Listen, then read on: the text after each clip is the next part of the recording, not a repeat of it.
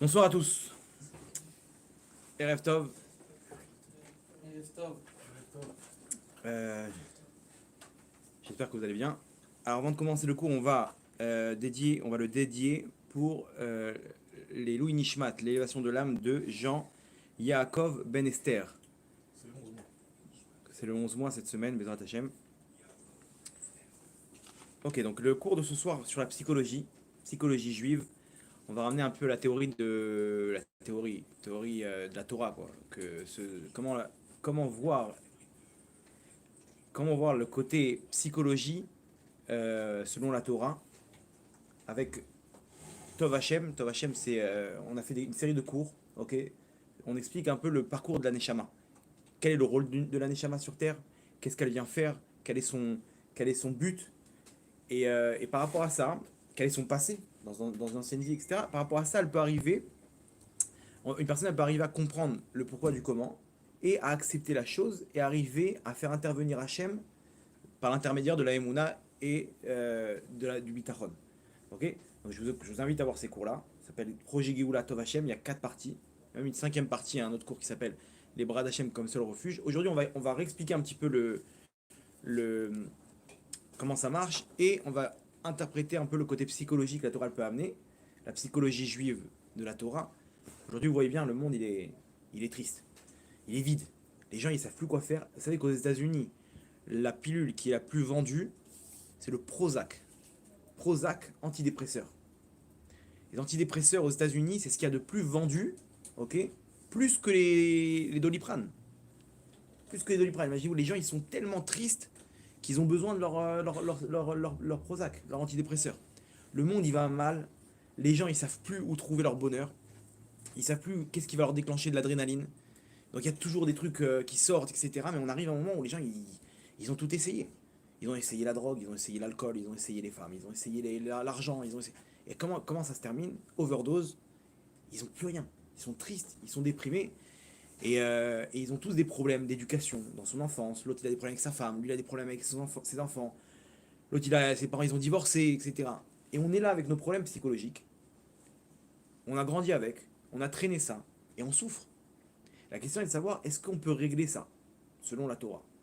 Selon la psychologie aujourd'hui, les neurologues, etc., il y a des techniques de psychologie, etc. On va voir qu'est-ce que ça apporte à une personne, et qu'est-ce que la Torah elle peut apporter à une personne pour la mettre face à ses problèmes, lui régler ses problèmes psychologiques, et lui donner le bonheur dans ce monde-là. Ok. Donc c'est le sujet du cours de ce soir. Donc accrochez vos ceintures, on décolle pour un petit voyage dans la psychologie juive de la Torah. Ok, alors, c'est quoi Tov Hashem? Tov Hashem, je vais vous faire un petit résumé. Tov Hashem, c'est quoi? C'est l'histoire de la Neshama. Nous, on a une Neshama qui est dans ce monde-là. Ok. Il faut savoir qu'elle a une histoire. C'est-à-dire que notre histoire elle commence avec la vie qu'il y avait avant. Tout est conditionné selon les mitzvot et les averot, ok, qu'on a fait lors d'une ancienne vie. Ce qu'on appelle le Gilgul. Ok. Très bien. Par rapport à ça, Hachem, il va nous créer un parcours dans cette vie, qui va être basé donc sur mes avérotes, mes mauvaises actions que j'ai fait dans une ancienne vie, qui vont être en fait la réparation. Mais ce parcours-là, il va m'amener directement à Hachem. Ça veut dire que chaque personne qui se trouve dans ce monde-là, écoutez bien, il a la possibilité, en faisant la Torah et les mitzvot, d'être heureux dans ce monde-là et de décrocher le monde futur à l'éternité. Comment c'est possible? Nous, on avait cru que si quelqu'un il fait la Torah et les mitzvot, bon, bah, c'est un sacrifice, quoi. Faire Shabbat, c'est un sacrifice. Il va peut-être pas arriver à être heureux dans ce monde-là. Il va le faire, il va faire les mitzvot et tout, mais bon, il va faire ça de façon... voilà, quoi. Non, mieux que ça, Hachem, il a créé un système où une personne, elle peut arriver à être heureuse dans ce monde-là, à être épanouie, à rendre heureux à Kadosh Baruch Hu, et en plus de décrocher le monde futur à l'éternité. Comment c'est possible? L'histoire, elle est comme ça. La Neshama, avant de descendre dans ce monde-là, Hachem, il va la chercher dans le Gan Eden. Il lui dit, viens. Il dit, maintenant est venu le temps que tu puisses faire tes preuves. Tu auras une vie, 70, 80, 90 ans, pour pouvoir faire tes preuves et faire quelque chose qui va, comment dire, qui va me réjouir comme si que j'existe pas. Ce monde-là, tu vas voir, je serai pas là. Tu vas croire que j'existe même pas. Il y aura des épreuves, mais je serai toujours là pour toi. Et ton rôle maintenant, c'est de réparer ce que t'as endommagé dans ta neshama lors de la dernière vie, et d'arriver par l'intermédiaire de cette réparation-là, qui va être le parcours que tu auras dans ta vie, ça veut dire ta femme, là où tu habites, ta parnassa, tes enfants, tes capacités, comment dire, tes données, grand, petit, brun, blond, yeux bleus, intelligent, toutes ces données qu'on a, elles sont prédéfinies par Hachem pour pouvoir nous donner tous les ustensiles pour se réaliser dans ce monde-là. Ok? Et maintenant est venu le temps, je t'ai préparé une famille, je t'ai préparé un endroit, c'est le meilleur moment de toute l'humanité, le moment propice pour que tu puisses y arriver et faire ce que le Messilat Yesharim il dit au tout début du livre. Il dit comme ça, c'est quoi le but de ce monde-là? Écoutez bien. Il dit comme ça, Shetistakel Badavar tiré, quand tu regardes la chose, quand tu analyses un peu la chose, pourquoi on est dans ce monde-là? Il dit le Messilat Yesharim tiré qui la perfection, la perfection euh, authentique, ou rak advekut boid barach. C'est que de se rapprocher d'Hachem. Ça veut dire que dans ce monde-là, on peut arriver à une proximité avec Hachem, ok, qu'on va décrocher par l'intermédiaire de ce parcours-là, ce parcours du combattant que chacun d'entre nous il a. Chacun il a un parcours du combattant. Chacun il a ses épreuves, chacun il a ses galères, chacun il a ses moments de bonheur. Ok? Tout ce qu'une personne est là, c'est prédéfini par Hachem. Et si elle arrive, pendant ce parcours du combattant, si elle arrive à surmonter les épreuves, elle va goûter à la proximité avec Hachem, qui est la perfection de la Avodat Hachem, du service divin dans ce monde-là. Ça veut dire, quand vous dites à une personne pourquoi tu es là dans ce monde-là, pour rencontrer Hachem. Après 120 ans, on ne peut plus rencontrer Hachem. C'est terminé. Hachem, c'est roi des rois, une lumière à l'infini. Hachem, il a créé ce monde-là pour qu'on puisse décrocher et embrasser Hachem, enlacer Hachem dans ses bras, par l'intermédiaire des épreuves qu'on aura. Et ce qu'on va décrocher, on le décrochera à l'éternité. Ok? Donc, si vous demandez à une personne, c'est quoi le but d'un homme dans ce monde-là? S'il vous dit la Torah, faux. S'il vous dit Eretz Israël, faux. S'il vous dit, je sais pas, les mitzvot, Ben Adam Lachavero, faux. Tout ça, c'est qu'un moyen pour arriver à Hachem. La Torah, c'est pas le but. C'est un moyen pour arriver à Hachem. Tout ce qu'on peut parler dans ce monde-là, et vous voyez, chaque groupe, lui, il a la Simcha, lui, c'est, comment dire, la Eretz Israël, eux, c'est la Torah, etc. Chaque groupe du Ham Israël, il a quelque chose, un étendard, on va dire, pour se rapprocher d'Hachem, mais les gens, ils ont tendance à croire que c'est ça le but. Le but, c'est d'être un Talmid Racham. C'est faux. Il n'y a jamais écrit dans la Torah d'être un grand Israël. La Torah, c'est ce qui va me permettre de connaître Hachem, de connaître le Waze qui va me permettre d'arriver à lui. Ok? Le parcours. Et je dois aller à gauche ou à droite maintenant. Comment je fais? Une fois qu'on a compris ça, ok? Alors, tout ce qui m'arrive maintenant, vous avez bien compris que c'est prédéterminé. Et vous pouvez voir ça, qu'un enfant, dès son plus jeune âge, on peut voir qu'il est coléreux, ou qu'il est sensible, ou il aime bien donner, ou il est égoïste. D'où ça sort? D'où il a pris ça? Vous voyez bien qu'il y a quelque chose de surnaturel, quelque chose qui est ancré en lui. Hachem, il lui a tout prédestiné à cet enfant-là. Pourquoi tel parent? Pourquoi des parents divorcés? Pourquoi tels enfants il va recevoir? Des enfants qui sont partis du droit chemin. Pourquoi telle femme? Pourquoi il n'arrive pas à s'accorder dans le Shalom Bayit? Pourquoi il n'arrive pas dans la Parnassa? Dans son métier, il n'arrive pas à décoller. Pourquoi elle n'arrive pas à se marier, cette femme? Pourquoi elle n'arrive pas à avoir d'enfants? Tout ça, tout ce qu'on vit actuellement, chacun selon son parcours, c'est ni plus ni moins décidé par Hachem depuis le début. Maintenant, de voir ce parcours-là avec Hachem ou pas, c'est entre nos mains. C'est ça le libre arbitre. Mais sinon, enfin, notre parcours il peut changer selon nos actes. C'est clair que quelqu'un dans le Waze, on lui dit de tourner à droite et il dit non, je vais tourner à gauche. Moi, j'aime pas qu'on me donne des ordres. Tu me dis à la droite, j'irai à gauche. Ok, bah vas-y, va à gauche. Qu'est-ce qui va t'afficher le Waze? 10 minutes en plus. À la fin, tu vas retourner. C'est-à-dire que ce parcours-là, il évolue pardon, selon nos actes, en bien comme en mal. Ok. Maintenant, ça veut dire quoi? Ça veut dire que tout ce qui m'arrive, si j'arrive à l'accepter, ok, j'ai compris que ben, c'est prévu. C'est pas de ma faute. C'est pas de la faute de mes parents. C'est pas la faute de mes enfants. C'est pas la faute de ma femme. C'est là. Hachem, il m'a déterminé une femme comme ça. J'arrive pas à m'entendre avec elle. C'est ce qu'Hachem a voulu. Est-ce qu'Hachem, il s'est trompé?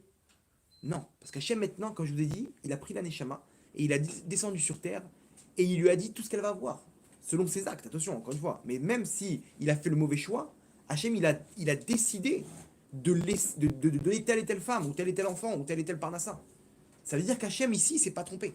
Hachem, on parle de toute l'humanité devant lui, et tout ce qu'il fait, ça rentre dans ce système gigantesque et infini qu'est les comptes d'Hachem. Ok? Nous, on est là maintenant, et le mec, il est pas content de sa femme, et il vient, il se plaint. Il dit, mais pourquoi? Pourquoi cette femme-là, j'arrive pas à m'entendre? Pourquoi elle me fait du mal? Pourquoi? Attends, est-ce qu'Hachem, il s'est trompé? Hachem, il s'est pas trompé. Hachem, il a décidé que c'est telle et telle femme, c'est pas pour rien. Il a décidé que c'est tel et tel enfant, il n'y a pas eu d'erreur ici. Il n'y a pas eu d'erreur. Il n'y a pas eu d'erreur. Pourquoi? Parce que c'est ça qu'Hachem, il a décidé pour que j'arrive à ma shlemut, à ma perfection dans ce monde-là. Et chacun sa shlemut. Lui, ça peut être son rôle sur Terre, ça peut être, je sais pas, il voit les données qu'il a. Bah, c'est la tefila. Lui, son parcours, c'est la Torah.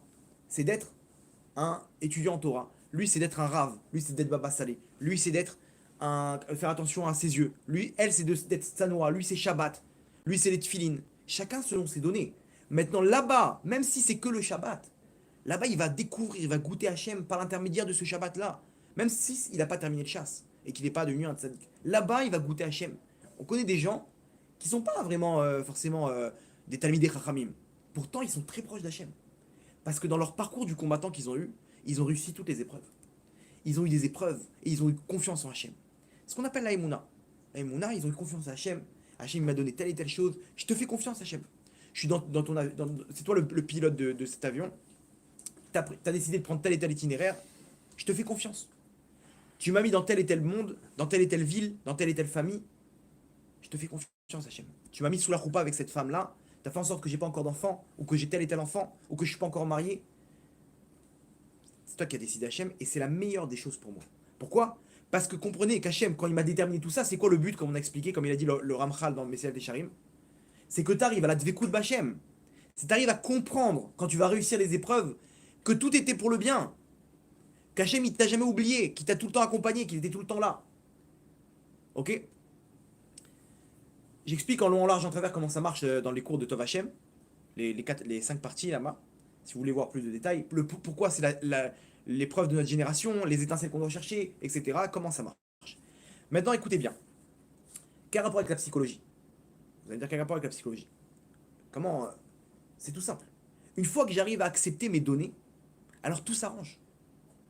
Aujourd'hui, le problème, c'est qu'on n'arrive pas à accepter le rôle qu'on a sur Terre.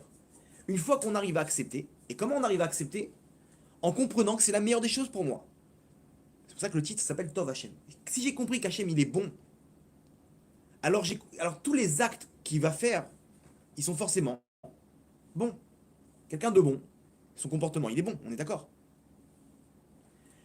Si j'ai compris qu'Hachem il est bon, pourquoi? Comme je vous ai expliqué, parce que tout ce qu'il a fait, tout ce qu'il m'a mis dans ce monde-là, les pires choses, et même, je veux dire mieux, la Shoah, etc., c'est la meilleure des choses pour qu'une Neshama arrive à sa shlemut, à sa perfection. Quand elle arrive, elle comprendra à la fin qu'Hachem il était bon. Quand une personne, elle a une épreuve, vous avez tous vécu des épreuves, on est tous passés par là. À la fin, tu as vu qu'en fait, Hachem, il était là, il t'a aidé, il t'a donné la parnassa qu'il fallait. Combien d'histoires on peut raconter, comment Hachem, il était là pour nous. Finalement, on a eu peur, et finalement, les choses sont arrangées, avec des fois des miracles au-dessus de la nature.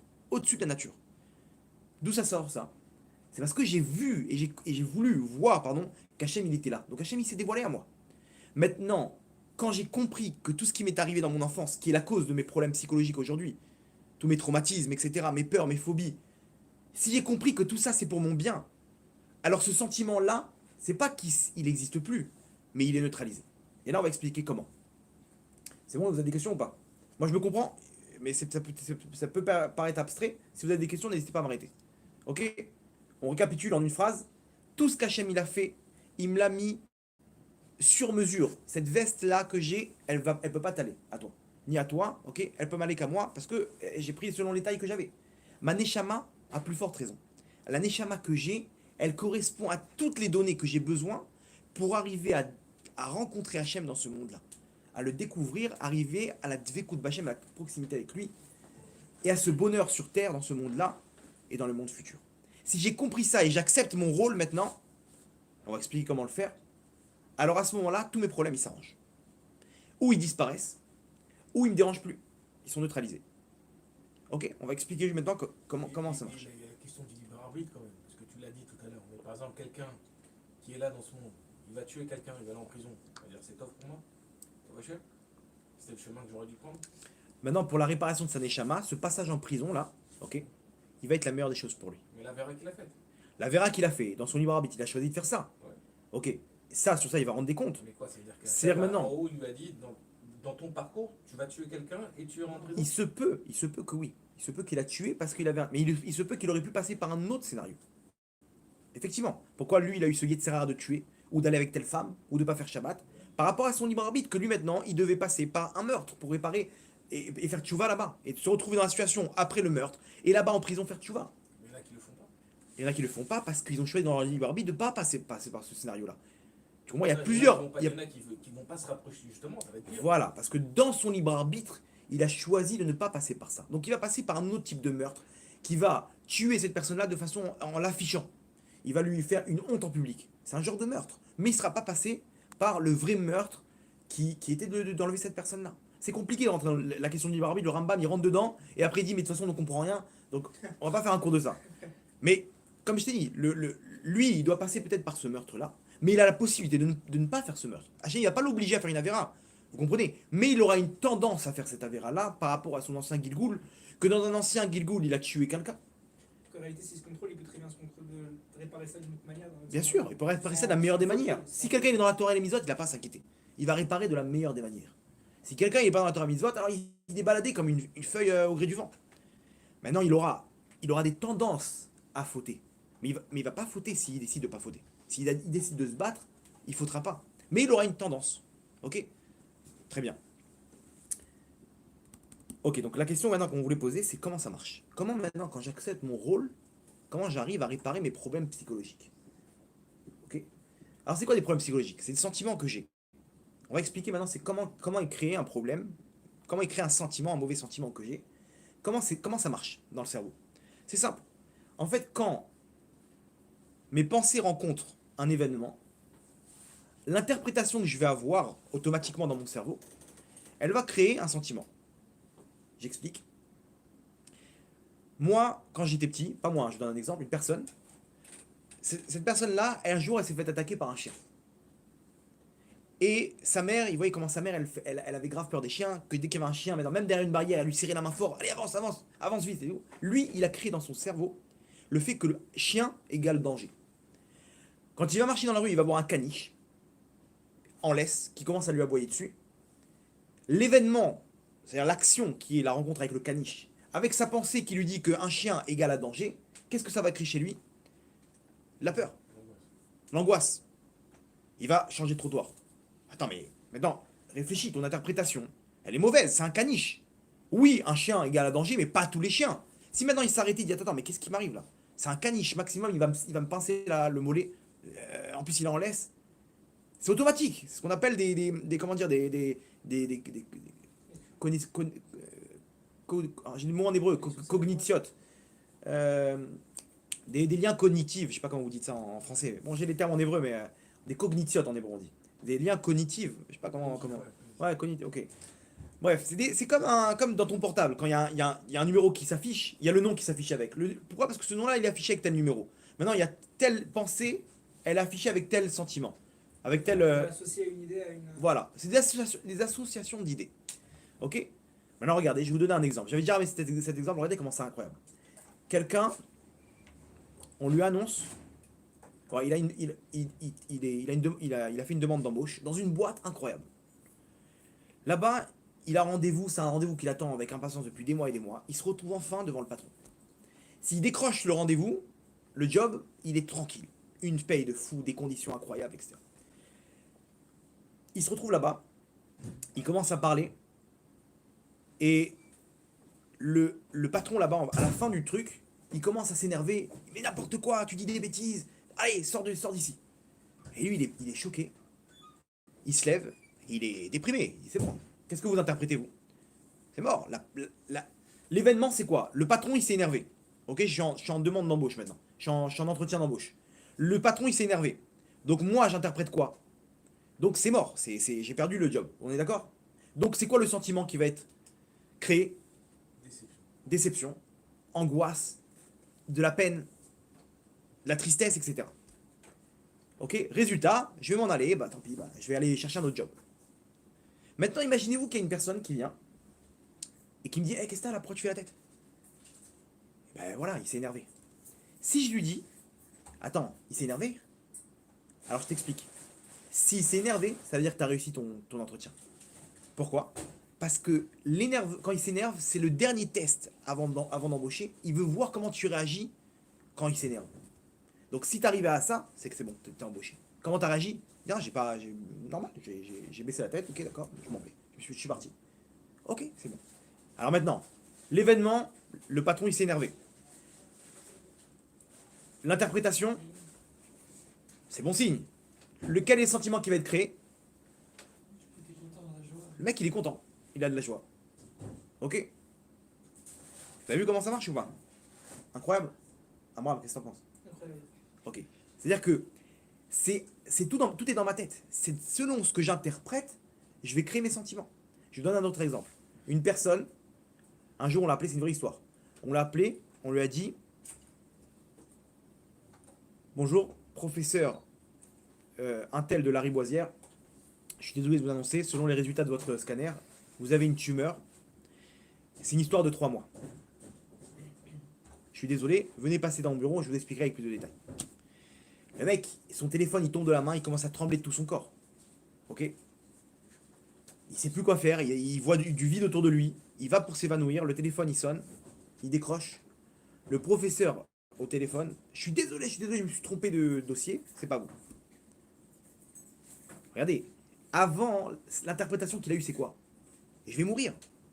Donc c'est quoi le sentiment qu'il a eu? Il allait pour s'évanouir maintenant. Maintenant on lui dit, c'est faux. Quelle est la réaction qu'il va avoir? La joie. La joie. Vous avez vu? Une personne on lui annonce que tu as gagné au loto, comment il réagit? Ça crée quoi chez lui? Ça crée de la joie. Ok? S'évanouir aussi. Il peut s'évanouir. Ouais, il y avait une fois comme ça, quelqu'un qui a gagné au loto. Une somme 30 millions de dollars. Et maintenant, là-bas, ils lui ont dit, comme c'est quelqu'un de sensible, ils lui ont dit, ils ont été voir un psychologue, ils lui ont dit, regardez, si vous pouvez vous lui annoncer, trouvez une technique. Il dit, ok, je vais l'annoncer doucement, doucement. Le psychologue, il le reçoit, il lui dit, regardez monsieur, je voulais vous poser quelques questions et tout. Si demain vous gagnez 10 000 euros, vous faites quoi avec? 10 000 euros, ben, je sais pas, je m'offre des vacances, je fais comme ça. Si demain vous gagnez 100 000 euros, vous faites quoi? 100 000 euros. Ben, 100 000 euros, je sais pas, je m'achète une voiture, je m'achète une maison, je sais pas, un truc, un appartement. Ok.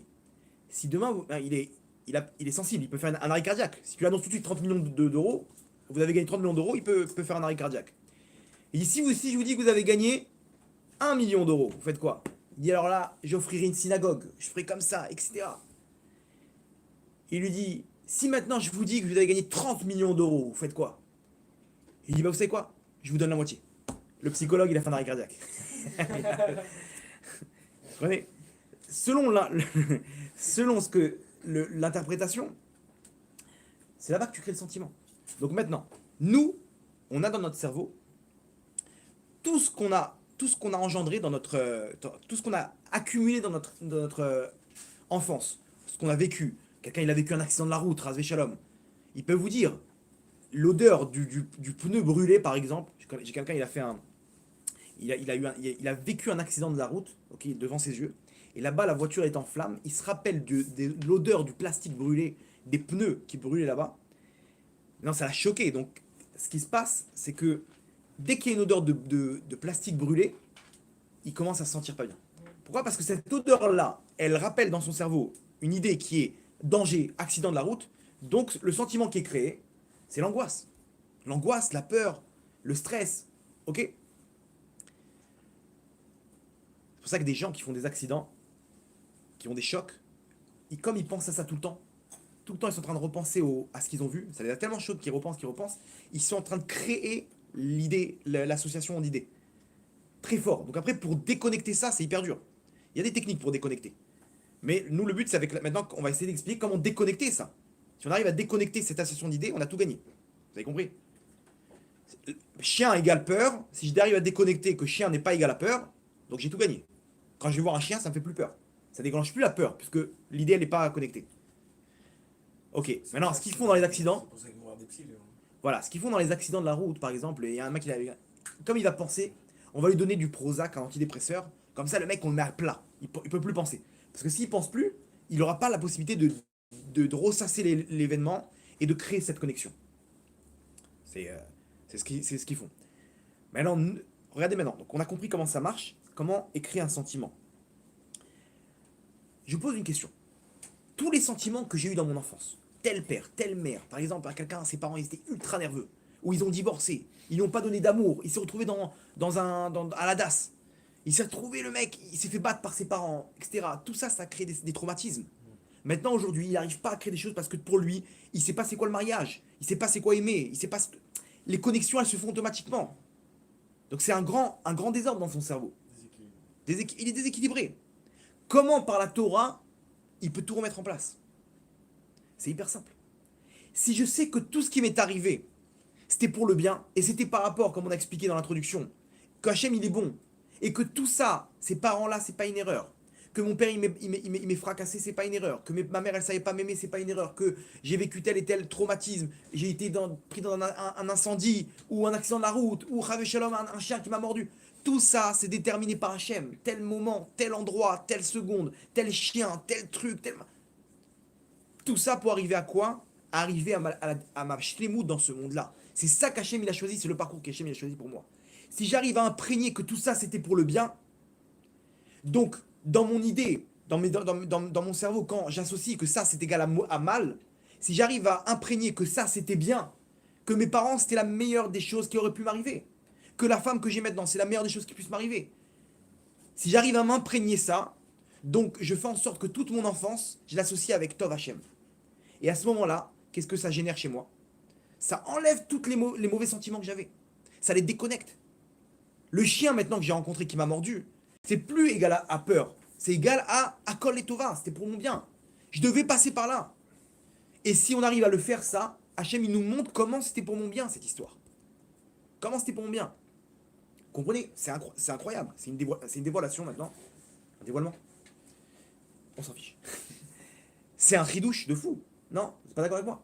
Incroyable. Que si maintenant tu arrives à imprégner par la Emouna que tout ce qui t'est arrivé c'est la meilleure des choses pour moi, attention, ça va pas faire de moi un hippie qui vit dans les nuages. On va expliquer ça le. Tout va bien? J'ai pas vu ce que. Je peux voir si elle tourne. Ah non. Bye bye, il y avait marqué. Ok. Heureusement qu'on a fait. Il y avait marqué bye bye. C'est quoi, plus de batterie? Ok. Bon, heureusement que bien jamais on a fait le. J'espère qu'ici on a de la batterie. Ok, on reprend. Si maintenant j'arrive, hein? Voilà. Maintenant attention, faut pas se dire, allez, tout était pour le bien. Non, non, non. Tout était pour le bien, c'est vrai, etc. Ça nous enlève tous les remords. Imaginez-vous ce que ça fait. Ça m'enlève tous les remords. Ça m'enlève toute la haine que j'ai. Disons, cette personne-là avec ses parents, qui l'ont battu ou qui ont divorcé, qui les détestent. C'est pas eux. Si ils avaient été des bons parents, t'aurais été au même niveau que t'es maintenant par un autre scénario. C'est pas tes parents. Mais est-ce que dans ce cas-là, celui qui s'est fait battre par ses parents, il doit aller revoir ses parents et genre, On fait ce que la Torah nous dit. Bien sûr qu'il doit maintenant, pour sortir de son cœur, leur parler et leur dire pourquoi vous m'avez fait ça. Maintenant, on utilise la Torah. Qu'est-ce que je dois faire? Je dois pas maintenant me débarrasser de tous mes problèmes et continuer à vivre dans les nuages. Non. Maintenant, je dois vivre avec ce rôle qu'Hachem m'a donné. Ce costume qu'Hachem m'a donné. Je dois le prendre en main, ce rôle, ces données que j'ai, et me dire, ok, Hachem, c'est les parents que tu m'as donné, c'est la femme que tu m'as donné, c'est les enfants, je vais me taper, je vais me battre. De prendre la responsabilité maintenant de ce que tu veux pour moi, Hachem, dans ce monde-là, et faire ce qu'il faut. Ça veut dire quoi? Faire la paix avec mes parents, leur dire je vous en veux pas, vous inquiétez pas, leur faire savoir, oui, j'ai souffert. Peut-être même aller voir un psychologue selon la Torah. Chaque chose, un neurologue, on n'est pas en train de dire que la psychologie qui n'est pas selon la Torah, elle est pas là. Mais de venir mettre Hachem dans la tmouna, dans l'image. Et après, d'utiliser maintenant tes données. Telle femme, c'est la femme que j'ai maintenant. Ok, je vais voir un Rav. Qu'est-ce que je fais, Rav? Je divorce ou je reste avec elle? Tu restes avec elle, tu te bats. Ok. C'est dur, mais c'est mon rôle. Tu comprends? Ok, j'ai tel enfant. Qu'est-ce que je fais? Je peux les envoyer balader? Je peux pas les envoyer balader. C'est mon rôle. Hachem, il a pris tel Neshama, il me l'a mis chez moi. Donc je vais me battre. Et je vais lui faire des grands sourires. Et faire comme si de rien n'était. Et l'accueillir. Et le truc, bien sûr, que je vais lui faire des remontrances s'il n'est pas dans le droit chemin. Mais tout selon la Torah. Et là, à ce moment-là, tout revient dans l'ordre. Et on rentre dans notre cerveau que ce qui m'est arrivé, c'était la meilleure des choses pour moi, pour arriver à m'ashlemut, pour arriver directement à être heureux dans ce monde-là. Une personne qui fait ça, je peux lui signer qu'elle sera heureuse. Signer sur un papier. Pourquoi? Parce que c'est le but qu'on a dit dans ce monde-là. Aucune personne au monde ne peut arriver dans ce monde-là et ne pas arriver à cette dvékout de Hachem, à cette proximité avec Hachem qui est le bonheur dans ce monde-là et dans le monde futur. Aucune personne. À part si elle a un très très gros tikkun et elle doit faire 3-4 vies avant d'arriver à la proximité avec Hachem. Un très grand rachat qui vient, par exemple, des gens, des homosexuels qui ont fait les pires avérotes. Des fois, ils reviennent juste pour passer une vie comme ça en souffrant.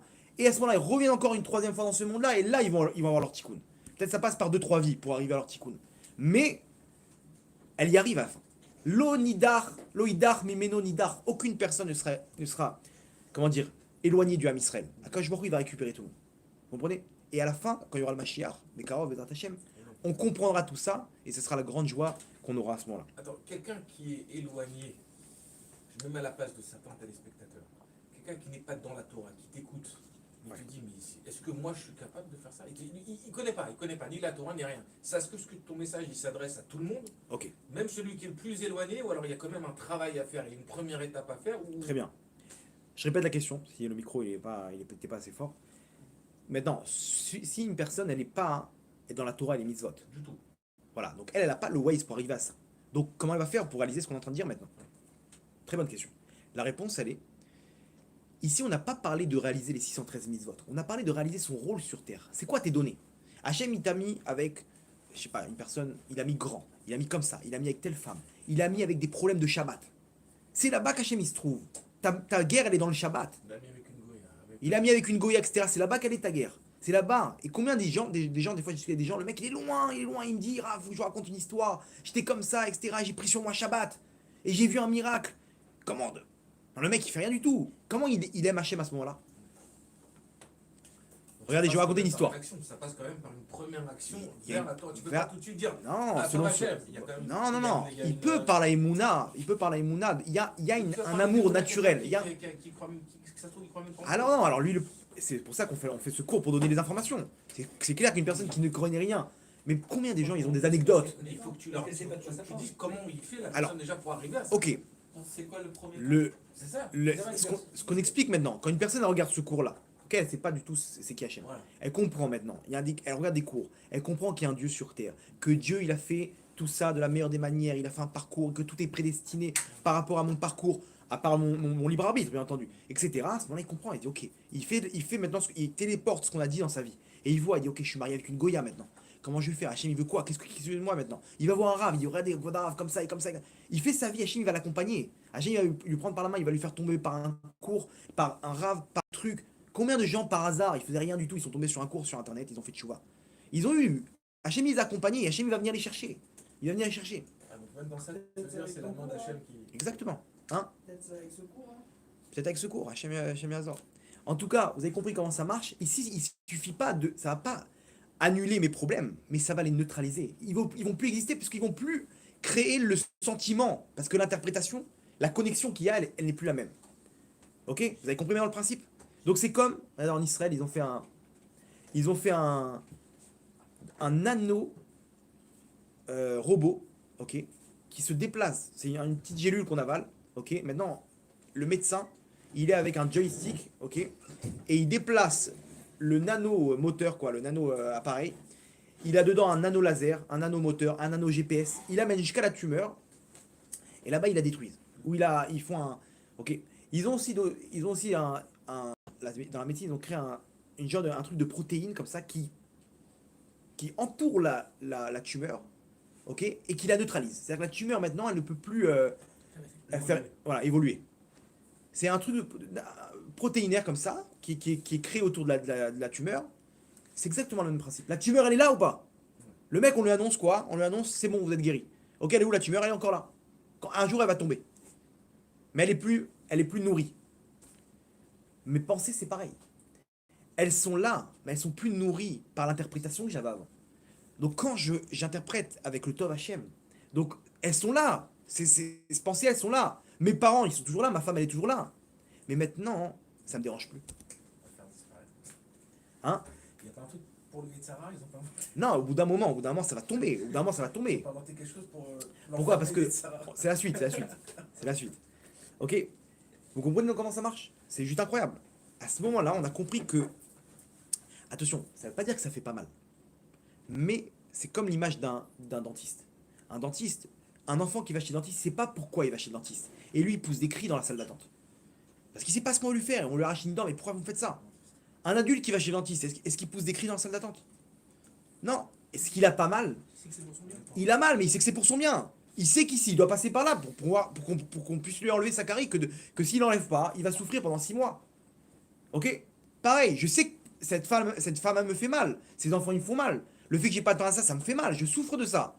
Mais je suis serein de me dire que Hachem, il m'a pas oublié. Je dois passer par là. Je dois passer par là, c'est la meilleure des choses pour moi. Comme un adulte qui va chez le dentiste. Donc, automatiquement, ça ne me fait plus rien. Mon passé, il est neutralisé. Donc, ça crée plus des mauvaises pensées, des mauvais sentiments, parce que l'interprétation, elle est différente. Donc, il y a une personne qui m'a appelé un jour, elle m'a dit, Gros Darav, je voulais vous dire merci. Pourquoi? Avec ma femme, on va se remarier dans un mois, Bezrat Hachem, grâce à vos cours.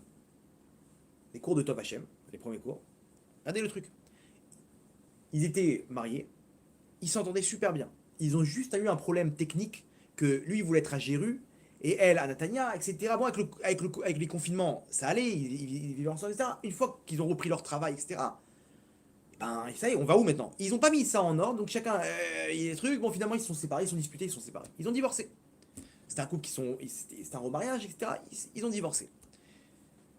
Et puis, la femme, elle tombe sur un des cours de Tov Hachem, et elle entend que cette personne que j'ai en face de moi, non, pardon, c'est pas un cours de Tov Hachem, c'est le cours sur, ça s'appelle,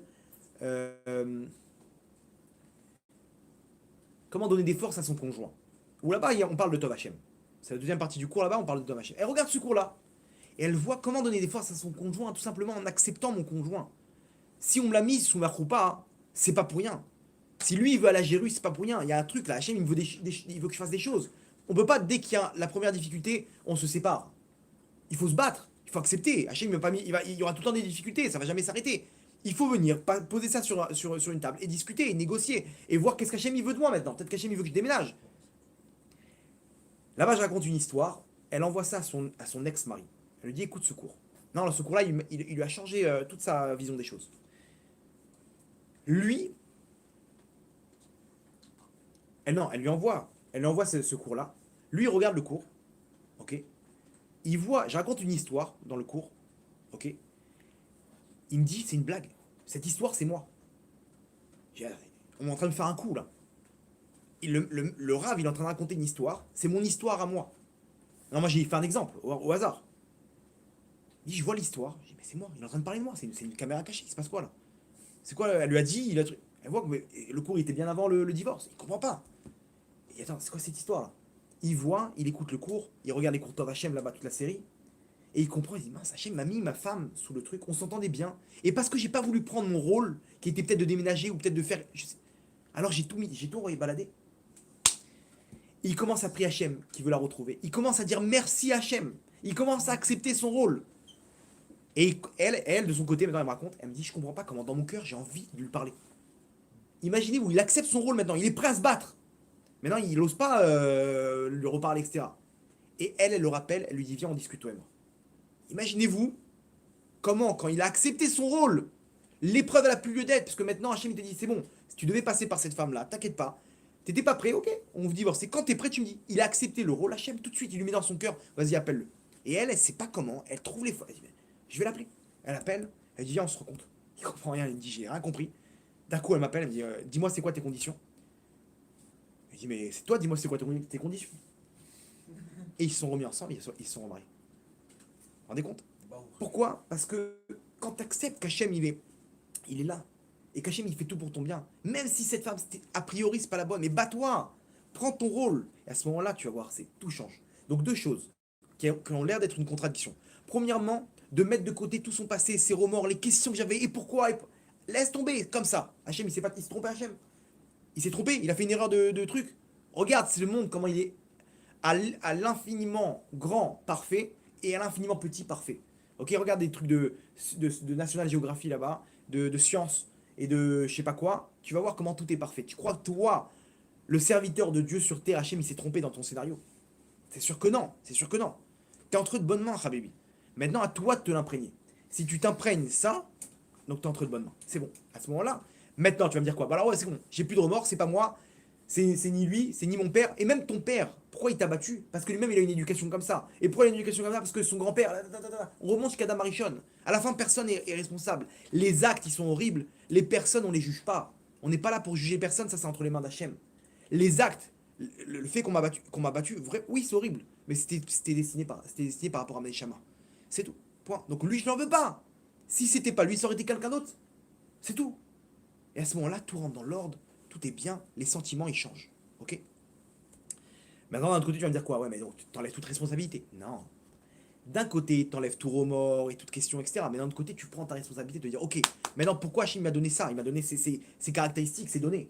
C'est pour que je fasse des choses avec. Pourquoi il m'a donné telle femme? Pourquoi il a fait en sorte que j'arrive pas à me marier? J'arrive pas à avoir d'enfant? C'est ça mon rôle sur Terre. Donc, je prends mon rôle, et quand tu prends ton rôle sur Terre, c'est là qu'Hachem, il intervient. C'est là que dans ton libre arbitre, tu as choisi, tu as pris la main d'Hachem. Et donc Hachem, il peut intervenir pour t'amener dans ce qu'on a dit, qui est la shlemut sur terre, la proximité avec Hachem. C'est bon? Pas à pas. Le problème aujourd'hui, c'est quoi? C'est qu'on veut. Le monde que le Yitzhara, il a installé, c'est justement de ne pas prendre ses responsabilités. Vous allez voir un psychologue, il va vous dire quoi? Non, c'est pas toi, c'est ton père. Il va te sortir du problème pour que mettre le mal sur quelqu'un d'autre. À quoi ça sert? Dans la Torah, là, on est en train d'expliquer, le mal, il s'en va complètement. Dans la psychologie, on te dit quoi? On te prend le mal et on dit non, c'est pas toi, toi, t'es un ange, c'est ton père, c'est ta mère, c'est ton professeur, c'est ton truc, c'est à l'école, c'est ton frère, c'est tes enfants, c'est pas toi. On a pris le mal, on l'a mis chez quelqu'un d'autre. Non, on veut pas ça. On t'ôte ta responsabilité. On t'enlève toute responsabilité. On te dit, regardez même dans le monde, dès qu'il y a un problème, c'est pas moi, c'est l'État. C'est pas l'État, c'est le truc. C'est pas. Il y a une histoire comme ça. Adam et Chava. Voilà, exactement. C'est le monde, il est comme ça. Le monde, on veut se déresponsabiliser. On veut pas de responsabilité. Il y a pas, c'est pas moi. Dès que tu dis à une personne, qu'est-ce que t'as fait? C'est pas moi, c'est lui. C'est lui, c'est elle. Il y a une histoire comme ça, hein. Un PDG qui rentre en fonction. Donc l'ancien PDG, il lui dit, regarde, il lui explique le fonctionnement. Il dit, regarde, si t'as des problèmes, je t'ai mis 3 enveloppes dans le coffre-fort. Première, deuxième, troisième. Dès que t'as des problèmes, tu ouvres la première, deuxième, troisième. Ok. Un jour, après 6 mois, problème de croissance, d'économie, tout commence à partir en cacahuète. Il a une réunion avec tous les investisseurs. Qu'est-ce que je vais faire? Ah, il se rappelle des enveloppes. Il ouvre le coffre-fort, il tire l'enveloppe, il voit, dit que c'est de ma faute. Donc l'ancien PDG, il va là-bas, il dit écoutez, c'est de ma faute. Moi, j'ai récupéré le truc comme ça dans cet état-là, j'ai essayé de mon maximum. C'est l'ancien PDG. Ah, c'est vrai, il a raison, il a raison. Ok, 4 mois plus tard, ça s'aggrave. Réunion avec tous les investisseurs. Il ouvre la deuxième enveloppe et il voit, dit que c'est la faute du gouvernement. Lui, il vient, écoutez, c'est notre faute. On a fait, les gouvernements, ils nous ont poussé à faire des emprunts et à cause de ça, on est en train. C'est vrai, il a raison, il a raison. 6 mois plus tard encore, il se casse la figure. Réunion avec tous les investisseurs. Il ouvre la troisième enveloppe. Qu'est-ce qu'il y a écrit là-bas?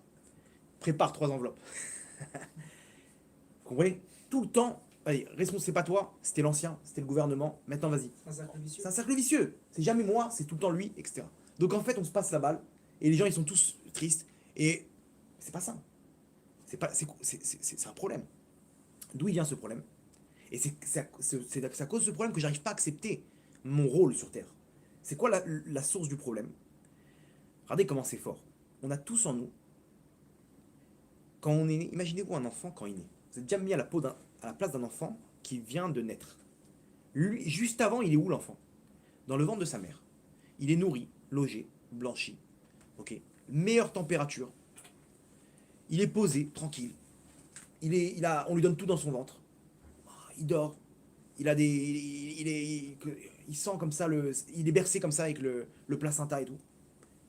D'un coup, commence à l'éjecter du ventre, commence à le pousser comme ça. Il sent, il sent un mal-être comme ça. Et d'un coup, il sort à l'air libre. Et il voit là-bas une sage-femme, allez, pauvre, en train de crier. Angoisse, on le tire. Et il pousse un cri, le gosse. Et d'un coup, il sent une peur. Vous savez ce qui se passe à ce moment-là? L'enfant, le bébé, il crée un traumatisme. La peur d'être abandonné. En chacun d'entre nous, on a la peur d'être abandonné. Pourquoi Hachem il a créé ça, entre parenthèses? Pour qu'on puisse faire tchouva. Ne jamais changer de partir du droit chemin. Ok? Maintenant, comment on peut réparer ça, ce problème? Quand les parents, ils donnent tout l'amour et la chaleur à leur enfant, ils lui font comprendre, ils lui font tirer une conclusion, n'aie pas peur, t'es entre de bonnes mains. T'inquiète pas, on va pas t'abandonner. Lui, il était bien, d'un coup il s'est senti en l'air. Donc ça lui a créé un traumatisme. Quand les parents, ils lui donnent tout l'amour qu'il a besoin, à ce moment-là, il n'y a pas à avoir peur, l'enfant, il va se sentir équilibré, il va se sentir bien. Le problème, c'est quoi aujourd'hui? C'est qu'on ne donne pas assez d'amour à nos enfants. On ne sait pas donner de l'amour à nos enfants. On est toute la journée avec nos téléphones. Allez, laisse-moi tranquille, c'est bon, il m'a saoulé. Vas-y, prends l'écran, regarde des dessins animés. À l'époque, une grand-mère, elle prenait son fils, enfin, on parle de l'époque des grand-mères. Il n'y avait pas d'iPod, il n'y avait pas d'iPad, il n'y avait pas de tous ces trucs-là. Il n'y avait pas de dessins animés. Elle prenait son fils, elle le berçait, elle lui racontait une histoire avant de dormir. 10 minutes d'histoire, il a rechargé ses batteries d'amour. Il y avait un contact qui était fort. Aujourd'hui, c'est quoi le contact qu'on a? C'est zéro. On ne sait pas donner d'amour à nos enfants. Tous. On ne sait pas, on est vide parce que nous-mêmes, on n'a pas reçu, parce que ça se dégringole. Donc, ça crée un déséquilibre chez l'enfant. L'enfant, il a cette peur-là de ne pas exister, d'être abandonné. Ok? Et donc, il va créer chez lui un ego terrible. Terrible. D'où il vient l'ego qu'on a?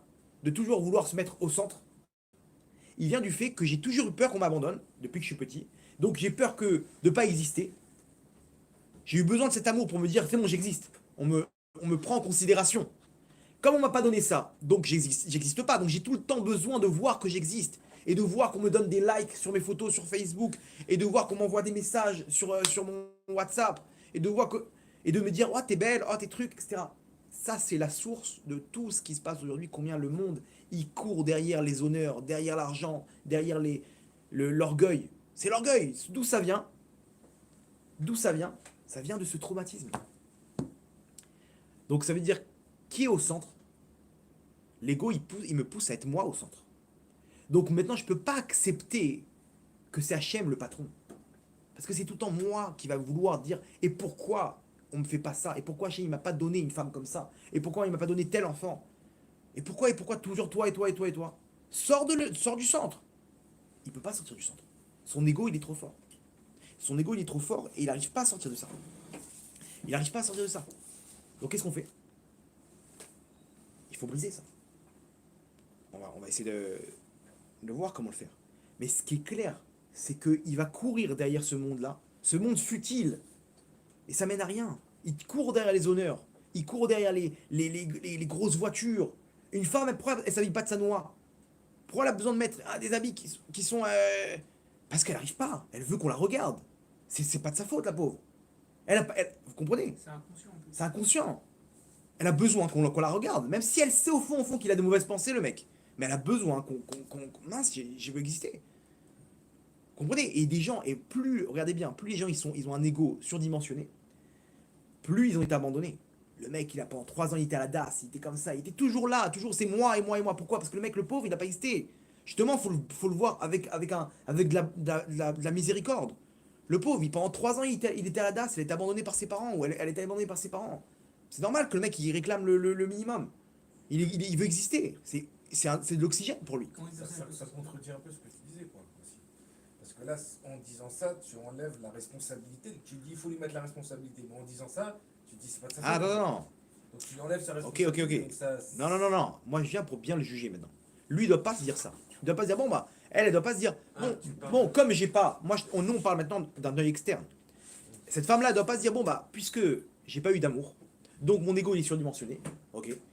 Et donc, j'ai le droit de ne pas m'habiller de sa noix. de m'habiller en mini-jupe pour que tout le monde regarde parce que c'est un besoin pour moi. Non, on va le dire, moi aussi, j'ai un besoin de manger telle et telle chose, je vais pas le faire. Pourquoi? Parce qu'il y a des règles. Un homme, il dit, moi j'ai un besoin d'aller avec des femmes. Il va pas prendre la première femme dans la rue. J'ai un besoin. Non, non, Habibi, prends un verre d'eau froide, calme-toi. Et tu vois, on est obligé de casser ça. C'est quelque chose de négatif. Nous, d'un œil externe, on le juge bien pour l'écouter, pour l'aider. Si une femme, son mari, il est comme ça, ou un homme, sa femme, elle est comme ça, la pauvre. Elle a été abandonnée. Ben, regarde ta femme d'un autre œil. Aide-la. Donne-lui tout l'amour maintenant. Essaye de lui donner un truc. Mais elle, cette femme, elle doit pas se donner un tampon à tout ça. Elle doit se dire quoi? Non, non, non. Il faut que je casse ça. Comment? On va expliquer maintenant. Mais vous comprenez ici que le monde, il tourne autour de ça aujourd'hui. C'est la maladie de ce monde-là, c'est l'ego. L'orgueil. D'où ça vient aujourd'hui, on sait pourquoi. Demain, ça sera encore pire. Parce que le monde, il est vide. Il n'y a plus d'amour. Nous-mêmes, on n'a pas reçu, entre guillemets. Ok. Donc, on ne s'est pas donné. Et comme aujourd'hui, le Yitzhara, il a mis des ustensiles qui sont ces dessins animés pour nous remplacer l'amour qu'on doit donner. Donc lui, il reçoit l'amour de qui? De Aladdin, de Pokémon. C'est ça c'est ses sources de chaleur et d'amour qu'il a.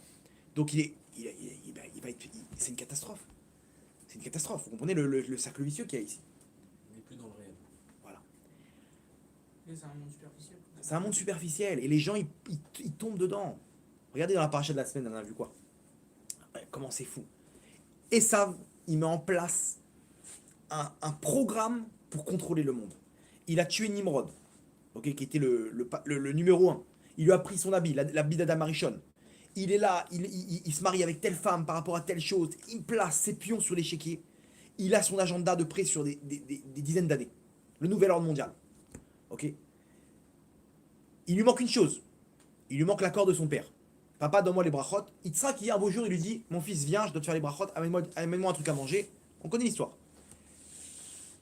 Changement de programme, Yaakov, il arrive, trac, il lui prend devant la ligne d'arrivée, il lui fait écrouler tout son plan.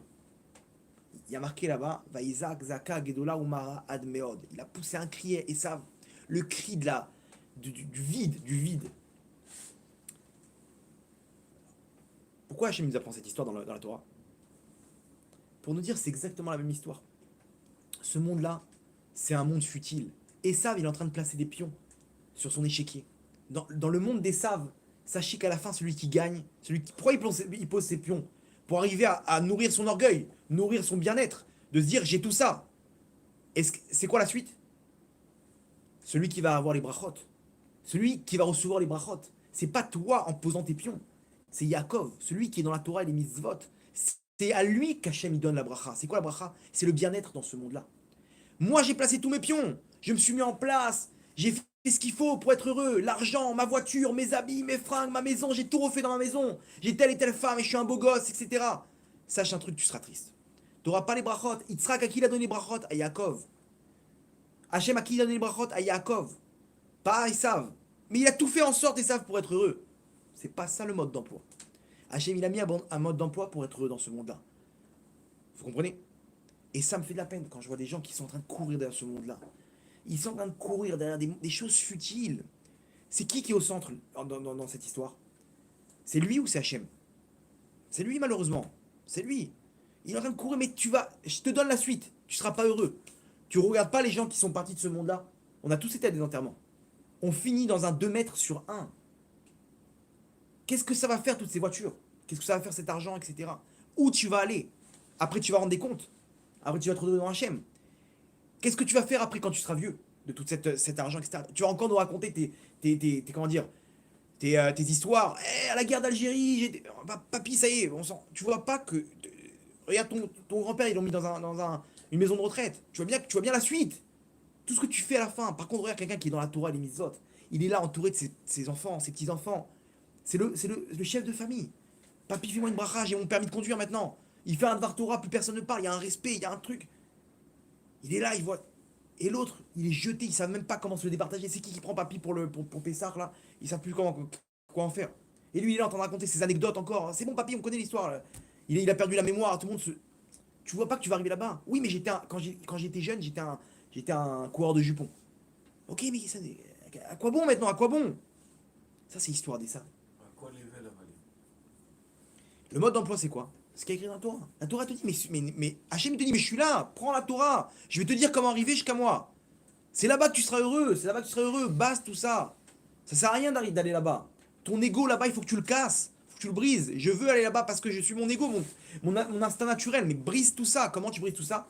Avec la Torah et les mitzvot.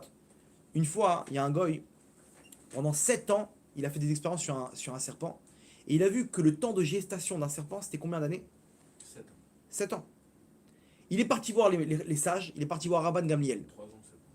Bon, ça dépend des trucs. Il est parti voir Rabban Gamliel, il dit, dis-moi, est-ce que selon la Torah, vous êtes capable de me dire combien de temps un serpent il met pour mettre au monde un enfant? 7 ans. Rabban Gamliel dit, bouge pas, viens avec moi. Il a fait rentrer dans le Beth Midrash, il a dit à Rabbi Yoshua, dis-moi, combien de temps pour qu'un serpent il mette au monde?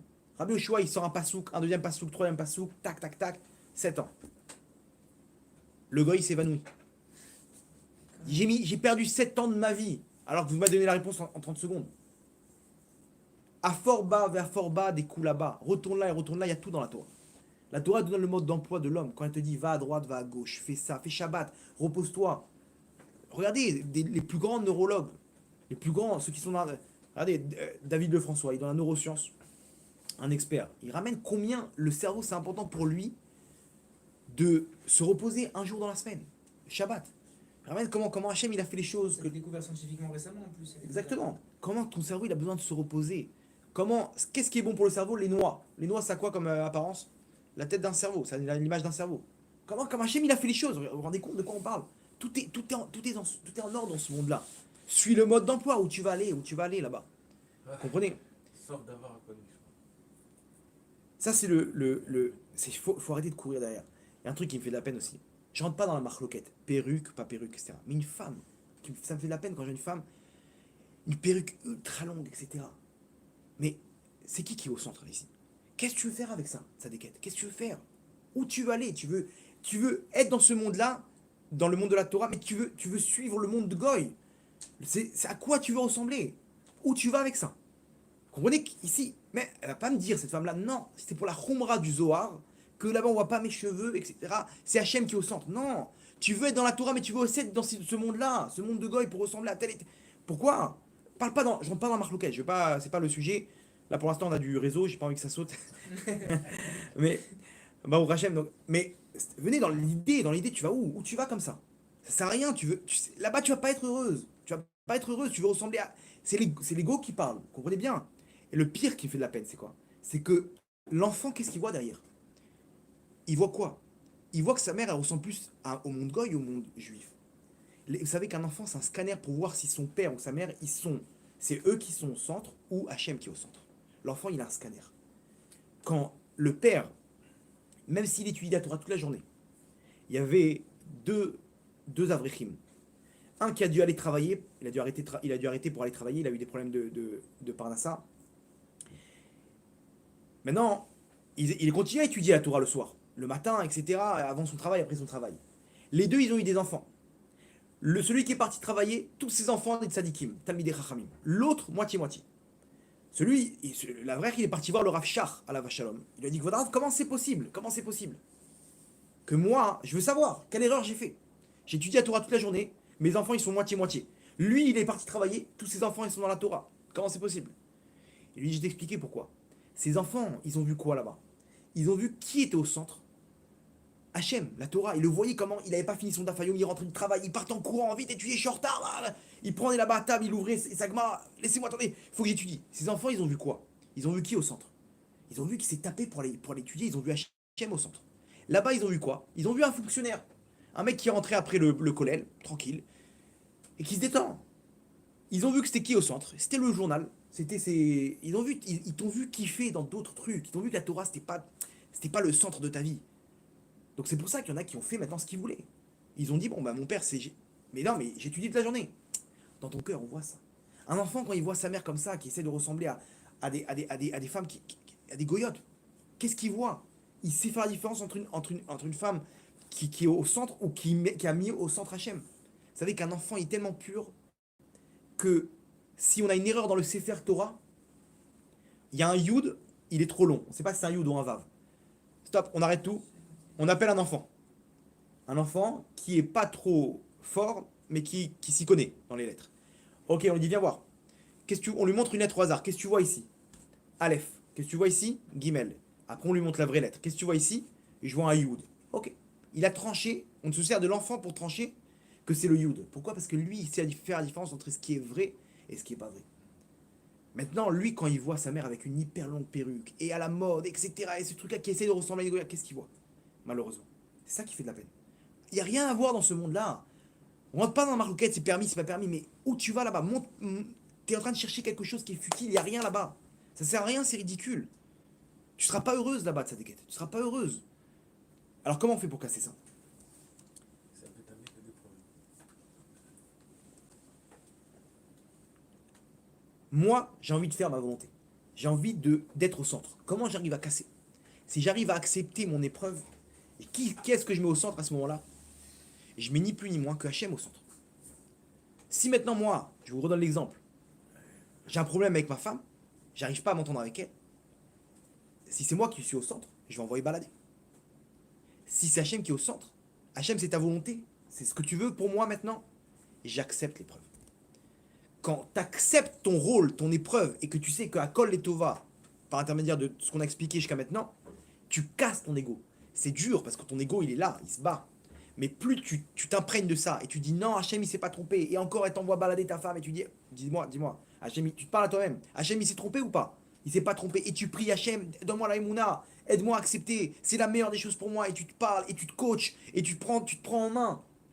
Tu casses cet ego jusqu'à temps que tu fais rentrer petit à petit Hachem en toi. Et là, Rashi il dit, sur le passouk Tamim Tiem Hachem Elokecha, si t'es Tamim, t'es naïf, dans le sens, t'as accepté tout ce qu'Hachem t'a donné, t'es naïf dans le sens que c'est pas moi qui a raison. C'est toi, Hachem. Je suis naïf, moi je comprends pas ce qui m'arrive dans ce monde-là. C'est tes comptes à toi, Hachem. À ce moment-là, regardez ce qu'il dit Rashi là-bas dans le passouk, dans la parashat Shoftim. Il dit Tamim Tiye, si t'arrives à être Tamim, à accepter, Im Hachem Elokecha, tu seras avec Hachem. Hachem maintenant il rentre dans l'image. Et là, ta femme, tu vas la voir se changer, tu vas la voir se transformer, tu vas voir des enfants, tu vas voir tes enfants se transformer. Hachem, il prend en main la chose. Comment ça marche? Quand j'ai cassé mon ego, j'ai cassé le roi qui est en moi ici. C'est moi le roi, c'est moi le patron. J'ai mis Hachem à la place. À ce moment-là, Hachem, tu l'as mis en tant que roi. C'est-à-dire que comment ça doit se passer? Tu es serein maintenant. Le problème, il est toujours là, mais il te dérange plus. Parce qu'Hachem, il prend les commandes. C'est lui le patron. Je vais me battre. S'il faut, je vais prier. Je vais tout faire pour réussir. Et ça va être dur, il y aura des hauts et des bas. Mais ça me prendra le temps qu'il prendra. Mais Hachem, j'ai accepté avec amour l'épreuve que tu m'as donnée. À ce moment-là, Hachem, il intervient. Il nous délivre. Et là, on voit combien Hachem, il était bon. Et combien tout ça, c'était pour mon bien. Et à ce moment-là, j'arrive à la dvékout de Hachem. À aimer Hachem de toutes mes forces. Et là, c'est plus la même vie que tu passes. Tu passes une vie de folie. T'es avec Hachem, c'est le Gan Eden sur terre. Le Gan Eden sur terre. Vous comprenez comment ça marche? Donc, c'est ce qui se passe. Quand tu prends tes responsabilités, automatiquement Hachem il intervient et tu reçois des forces.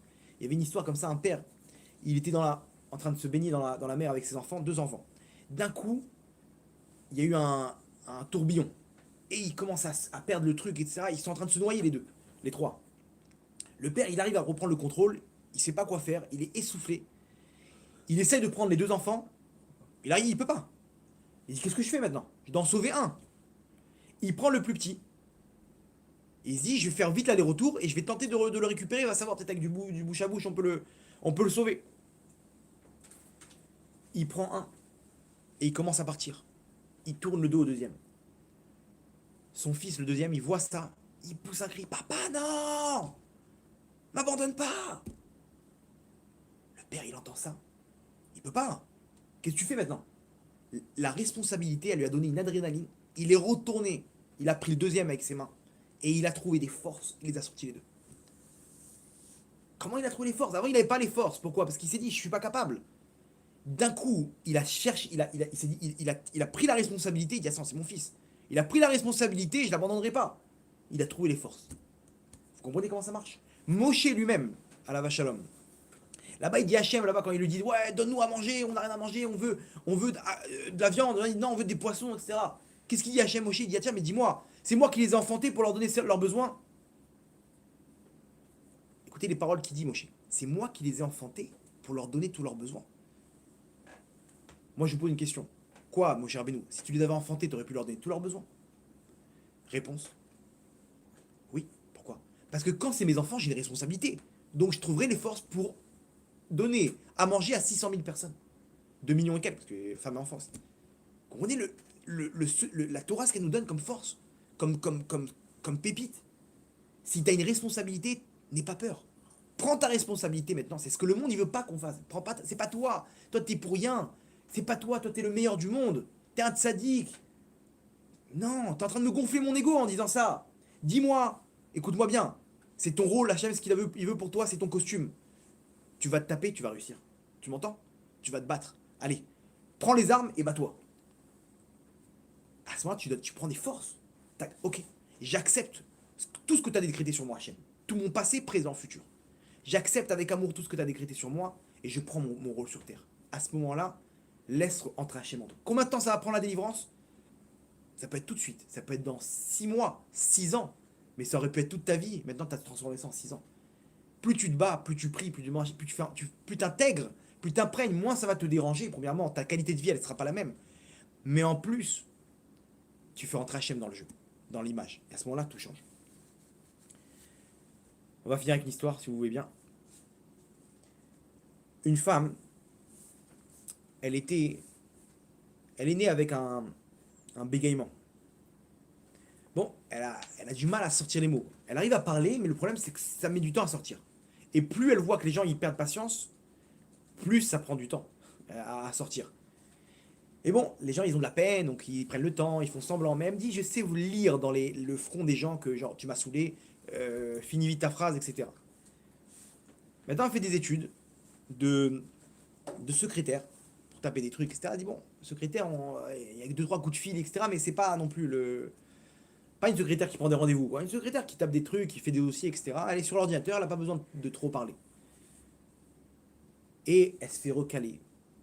Bien entendu, dès qu'elle commence là-bas, les gens par politesse, ils écoutent 5 minutes, ils perdent patience, ok, on vous rappellera. Après 1 an de recherche, elle se retrouve entretien d'embauche avec une entreprise incroyable. Un truc en or. Elle a tenté le coup, elle se retrouve devant le jury qui est composé du patron et de 2 de ses associés. Enfin, deux des gérants. Il commence à parler, ok, présentez-vous. Et elle essaie de sortir son prénom, elle n'arrive pas. Ils se regardent les 3, mais en se disant, qui c'est qui nous l'a amené là, quoi? C'est comme si ça. Et elle sort le prénom, elle sort le nom de famille. Après une minute, elle a fait une phrase. Baruch Hashem, ils n'ont pas laissé 5 minutes, ils ont laissé 20 minutes. Et il y en a un qui s'exprime en disant, ok, on vous rappellera pour vous dire si c'est bon, etc. Donc elle, dans son cœur, elle s'est dit, c'est mort. Ok, on comprend tous pourquoi. Et d'un coup, le patron, il lui dit, non, on vous rappellera pas, vous commencez demain à 8h. Allez voir la secrétaire, elle vous donnera les conditions de votre salaire et de vos horaires. Les 2, ils se regardent, les 2 gérants à côté, il leur fait signe, c'est bon. C'est lui le patron. Bon, elle est ultra heureuse. Regardez le truc de fou. Elle est là, en train de... Maintenant, elle, c'est la délivrance pour elle. Maintenant, Baruch Hashem, elle s'en sort bien. Elle arrive à faire son travail magnifique. Mais elle sent que les gens, ils sont aux petits soins avec elle. Elle dit, c'est bizarre, mais qu'est-ce que j'ai fait au patron pour avoir trouvé grâce à ses yeux? Elle sent que le patron, il a donné un ordre là-bas. Attention, elle, c'est ma protégée. Et tout le monde est aux petits soins avec elle. Tout le monde est patient avec elle. On lui a donné un salaire de fou. On lui a donné des conditions incroyables. Et elle fait un travail magnifique. Un jour, il y a la bar mitzvah du fils du patron. Ouais, c'est en Israël. Elle a dit elle s'est mariée entre-temps. Et bizarrement, son mari ne bégaye pas. Son mari l'a accepté comme elle est. Elle a eu des enfants, Baruch Hashem, tzadikim. Regardez sa vie, comment Hashem, il a tout mis en ordre. Malgré son défaut. La bar mitzvah du fils du patron, elle dit à son mari, écoute bien, on va faire un cadeau, mais un truc gigantesque. J'ai envie de remercier. Et on va aller sur place et je vais lui donner ce cadeau-là et lui dire merci pour tout. Il m'a sauvé ma vie, il m'a transformé ma vie. Je suis épanoui, je suis bien, je suis marié, j'ai tout ce qu'il faut maintenant. Ils ont acheté un verre de kidouche en argent, un truc de fou. Ils vont là-bas, dans un paquet cadeau, etc. Ils vont sur place, ils prennent rendez-vous, une villa incroyable. Et bon, ils sont accueillis par le patron et sa femme. Le patron, il les assoit. Voilà, c'est un cadeau pour vous. Premièrement pour la bar mitzvah, deuxièmement pour vous dire merci pour tout ce que vous avez fait. Et là, d'un coup, elle a eu le cran de lui poser la question. Elle lui a dit, je peux vous poser la question, mais pourquoi vous m'avez choisi? Bon, elle lui a pas dit ça aussi rapidement que moi, mais pourquoi vous m'avez choisi? Il lui dit, regarde. Il regarde sa femme, elle lui fait un signe de la tête, genre, tu peux raconter. Il dit, je vais te raconter ce qui s'est passé. Un beau jour, mon fils qui a fait la bar mitzvah maintenant, il s'est levé, il est incapable de parler. Il bégaye, il commence à bégayer. Et il peut pas sortir un mot. Et plus on lui dit, mais accouche, vas-y, qu'est-ce que tu veux dire? Et plus on lui a fait des soins. On est parti voir des psychologues et des machins, etc. Rien à faire. Plus il faisait des trucs, plus il n'arrivait pas à sortir un mot. Jusqu'à qu'il est devenu muet, complètement. Avec ma femme, on a prié, on a pleuré, on est parti, on a fait tous les kivrei de Sadikim, le kotel, on a fait tout ce qu'il faut. Rien à faire. Comme ça pendant 2 mois. Et je me retrouve en entretien avec vous. Moi, dans ma tête, c'est un chamboulement. Je ne sais même pas qui choisir, etc. Ma tête, elle est ailleurs. Et d'un coup, je vois une femme qui commence à bégayer. La première pensée que j'ai eue, c'est pourquoi ils nous font ce coup-là? Ils n'ont pas vérifié avant de nous mettre des gens comme ça. Normal, il s'est dit limite, j'allais limite toucher un mot à la secrétaire d'avoir choisi des. Et puis après, en second plan, je suis 2 secondes, mais en fait, c'est mon fils plus tard, ça. Mon fils, un jour, il va se retrouver en entretien d'embauche avec des gens comme ça, ou il va se retrouver à l'école, il va se retrouver dans sa bar mitzvah. Il va pas pouvoir sortir un seul mot. Il s'est dit, c'est ça le sort qu'on va donner à mon fils, on va lui dire, allez, bouge de là, on vous rappellera. Il s'est dit, non, mon fils, il a un problème, mais il va vivre avec, et on sera là pour l'épauler et l'encourager. Qu'est-ce qu'il a fait là maintenant? Il a accepté son rôle ou pas? Il a accepté son fils ou pas? C'est ce qu'on a dit jusqu'à maintenant. Il accepte. C'est ça ce que tu veux, Hachem. Il n'y a pas de problème. C'est ce fils que tu nous as donné. On s'occupera de lui et on le met. Et il s'est dit, bah tu sais quoi, je vais l'accepter cette femme. Pour montrer par là que il va réussir mon fils. Et la preuve c'est quoi? Vous commencez demain à 8h. Vous allez voir comment vous allez réussir. Et il a dit attention, il a dit à chacun attention si vous le mettez des bâtons dans les roues. Parce qu'elle doit réussir. Parce que si elle réussit, ça veut dire que mon fils aussi réussira. Il raconte que la semaine d'après, son fils s'est réveillé un matin et tout a disparu. Vous comprenez l'histoire? Histoire incroyable. Elle raconte, cette femme, elle dit, j'étais là à la bar mitzvah, il a fait un devoir Torah, le fils. Pas une erreur. C'est passé comme une lettre à la poste. Personne n'aurait pu se douter que quand il était jeune, il bégayait. Il était muet. Elle s'est dit, waouh.